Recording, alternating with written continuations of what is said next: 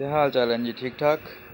ہم آپ کو اپڈیٹ کرنا چاہیں گے کہ تحریک لبیک کا لانگ مارچ، پولیس کی مظاہرین سے جھڑپیں، مزید ایک پولیس اہلکار ہلاک، جی ٹی روڈ سمیت راولپنڈی و اسلام آباد کی اہم سڑکوں پر رکاوٹیں۔ یہ ہمارا جو سورس ہے یہ BBC اردو ہے، اور یہ کچھ فوٹیج بھی شیئر کیے ہیں BBC اردو نے ہمارے ساتھ۔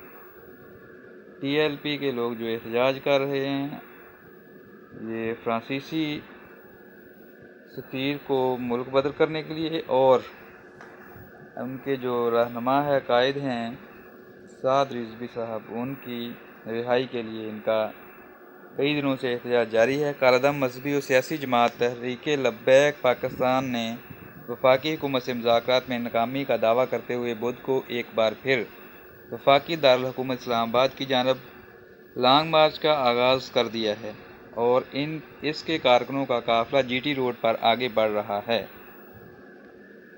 اور یہاں پر بتایا گیا ہے کہ کافی جھڑپیں ہوئی ہیں، اور وزیر اعظم صاحب نے بھی کہا ہے کہ قانون حرکت میں آئے گا اور کسی طرح بھی لوگوں کو آگے بڑھنے کی اجازت نہیں دی جائے گی۔ یہاں پر کچھ فوٹیج ہیں، یہ پولیس والے ہیں جو زخمی ہو چکے ہیں، اور یہ بیٹھے ہوئے ہیں ایک اور اہلکار پولیس کے، اور یہ فوٹیج جو ہیں یہ کچھ ہیں کہ یہ کافی دور ہو چکے ہیں یہاں پر TLP کے ساتھ گورنمنٹ کے، لیکن یہاں پر بھی ایک گاڑی توڑ دی گئی ہے، بری طرح سے ڈیمیج ہے پولیس کی۔